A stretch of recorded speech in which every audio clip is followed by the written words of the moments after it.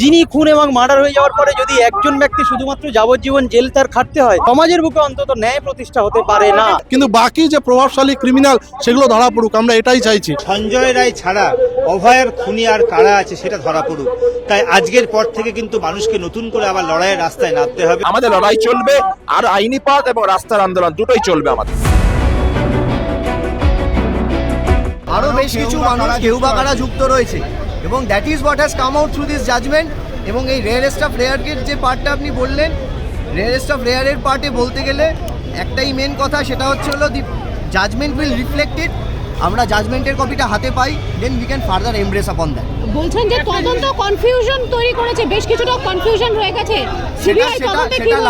সেটা learned court নিজের জাজমেন্টেই reflect করবেন এবং বলেছেন। এবং এর আগের দিন যে 18টা পয়েন্ট কোর্ট বলেছিলেন তার মধ্যে 2টো পয়েন্ট খুব স্পেসিফিক্যালি অ্যান্ড ক্যাটাগরিক্যালি বলে দিয়েছেন এবং জাজমেন্টটা পেলে আমরা ফার্দার এই পার্টি এমব্রেস করতে পারবো। একটা মেডিকেল কলেজের ভিতরে, সেমিনার রুমের ভিতরে এরকম প্রোটেক্টেড জায়গা থেকে একজন গ্রুপ এ অফিসারের পদমর্যাদা সম্পন্ন একজন ডাক্তার, যিনি খুন এবং মার্ডার হয়ে যাওয়ার পরে যদি একজন ব্যক্তি শুধুমাত্র যাবজ্জীবন জেল তার খাটতে হয়, আমার মনে হয় এটা কোনো ধরনের শাস্তি, এইরকম কেসে এরকম শাস্তিটা সমাজের বুকে অন্তত ন্যায় প্রতিষ্ঠা হতে পারে না। যারা প্রান্তিক থেকে প্রান্তিকতম মানুষ, যাদের প্রতি যে কোনো সময়ে যে কোনো অত্যাচার হতে পারে, তারা ভাববে যে তাহলে আমরা কোথায় বিচার পাবো। এত একটা হাই ভোল্টেজ কেস যেখানে সারা বাংলার মানুষ, সারা দেশের মানুষ, সারা পৃথিবীর মানুষ জাস্টিসের জন্য রাস্তায় নামলো, সেখানে এই ধরনের একটা জাজমেন্ট, আমরা মনে করি জাস্টিস সিস্টেমকে ডিরেক্টলি ক্রিটিসাইজ আমরা না করে, যেভাবে ক্রিটিসাইজ করা যায় আইন মেনে আমরা ক্রিটিসাইজ করে বলতে চাই যে এটা ন্যায় প্রতিষ্ঠার ক্ষেত্রে কিন্তু একটা এক্সাম্পল তৈরি হলো না।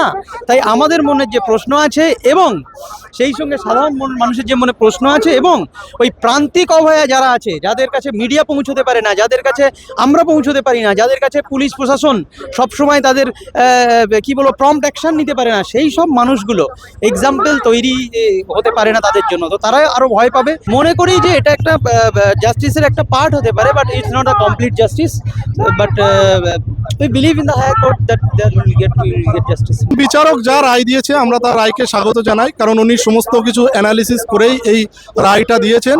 কিন্তু ফাঁসির সাজা না হওয়াতে আমরা অখুশিও এখনই বলছি না। তার কারণ হচ্ছে অভয়ের মা বাবার এখনো সুযোগ আছে, তারা উচ্চতর আদালতে গিয়ে অ্যাপিল করতে পারবে, হাইকোর্ট বা সুপ্রিম কোর্টে। আর সবথেকে বড় আমাদের এখন মেজর যে কনসার্ন, এটা কিন্তু পার্শিয়াল ক্লোজার, একাধিক ব্যক্তিত্ব জড়িত আছে এই কেসে। সেই ব্যক্তিগুলোকে সামনে আনা হোক, তাদেরকে কোর্টের সামনে নিয়ে এসে সর্বোচ্চ সাজা দেওয়া হোক। বিশেষ করে সেই সমস্ত প্রভাবশালী ব্যক্তিত্বরা কারা, যাদের ডিএনএ অ্যানালিসিস রিপোর্টে দেখা গেছে নিপিল সোয়াব, অ্যানাল সোয়াব আর ভালভার মপ, সেখানে একাধিক সিগন্যাল পাওয়া গেছে এই সঞ্জয় রায় এবং অভয়ের ডিএনএ ছাড়াও। সেই ব্যক্তিত্বরা যতদিন না সামনে আসছে আমরা ততদিন পর্যন্ত আন্দোলন চালিয়ে যাব এবং কোর্টেও লড়াই করব যে তাদেরকে সামনে আনা হোক। দেখুন, কোর্টে তো অভয়ের মা বাবার পক্ষের আইনজীবীরা লড়াই করছে, আমাদের জুনিয়র ডাক্তারবাবু এবং সিনিয়র ডাক্তারবাবুদের লয়াররা লড়াই করছেন। কোর্টে অবশ্যই লড়াইটা জারি রাখতে হবে। উচ্চতর আদালতে, বিশেষ করে সুপ্রিম কোর্ট এবং হাইকোর্টে অভয়ের মা বাবার যিনি আইনজীবী তিনি অ্যাপিল করেছেন রিইনভেস্টিগেশনের জন্য। রিইনভেস্টিগেশন বা ফার্দার ইনভেস্টিগেশন, আলাদা কারা ক্রিমিনাল জড়িত আছে এবং সিবিআই অলরেডি তারাও বলেছে ইনভেস্টিগেশন শেষ হয়নি এবং লোয়ার কোর্টে এই কোর্টেই তারা অ্যাপিল করেছিল আরও 90 দিন সময় দেওয়া হোক। 90 দিন কেন, আরও 180 দিন নিক, কিন্তু বাকি যে প্রভাবশালী ক্রিমিনাল সেগুলো ধরা পড়ুক, আমরা এটাই চাইছি। এটা যত তাড়াতাড়ি ধরা পড়বে আমরাও তত তাড়াতাড়ি স্যাটিসফাই হতে পারবো। এটা ধরা যদি না পড়ে আমরা স্যাটিসফাই হতে পারবো না। আজকে পার্শিয়াল ক্লোজার, হ্যাঁ ঠিক আছে, এইটুকুই আমরা সন্তুষ্ট। এই বিচার নিয়ে আমরা কেউই খুশি নই। বিচারের নামে, তদন্তের নামে যে একটা প্রহসন চলছে সেটা গত পরশুদিনই বোঝা গিয়েছিল। একা সঞ্জয় রায় একজন সিভিক ভলেন্টিয়ার, একজন আউটসাইডারের পক্ষে, একজন মদ্যপ মানুষের পক্ষে এইরকমভাবে একটা মেডিকেল কলেজের বুকে ডিউটি রুমে একজন কর্তব্যরত ডাক্তারকে খুন করা প্রায় অসম্ভব। ফলে আমরা চাই সঞ্জয় রায় ছাড়া অভয়ের খুনি আর কারা আছে সেটা ধরা পড়ুক। তাই আজকের পর থেকে কিন্তু মানুষকে নতুন করে আবার লড়াইয়ের রাস্তায় নামতে হবে এবং প্রকৃত ন্যায় বিচার যদি ছিনিয়ে আনতে হয় তাহলে লড়াইয়ের রাস্তায় একমাত্র রাস্তা। কারণ সিবিআইকেও আমরা ভরসা করতে পারছি না, ন্যায় বিচারকেও আমরা পুরোপুরি নির্ভর করতে পারছি না। এটা একটা অদ্ভুত বিচার আমরা দেখতে পেলাম। 5 মাস হয়ে গেল, যে দোষ করলো, আমরা যদি ধরে নিই সঞ্জয় রায় একাই দোষ করে, তাহলে তার সাথে যারা তথ্য প্রমাণ লোপাট করলো তাহলে সমান দোষী সাব্যস্ত হওয়া উচিত, আমরা জানি। কিন্তু আমরা দেখলাম যে সন্দীপ ঘোষ টালা থানার ওসির বিরুদ্ধে যে প্রাইমারি চার্জশিটের নাম এসেছিল, তথ্য প্রমাণ লোপাট করা, এভিডেন্স ডিস্ট্রাক্ট করা, হাসাব করা, আমরা দেখতে পেলাম তাদের নাম এলো না পরবর্তী চার্জশিটে এবং তাদের নাম বাদ রেখেই আজকে এই জাজমেন্টটা হলো। ফলে সিবিআই যেরকম চার্জ দিয়েছে তার উপর ডিপেন্ড করে আজকে বিচারক জাজমেন্ট দিয়েছে।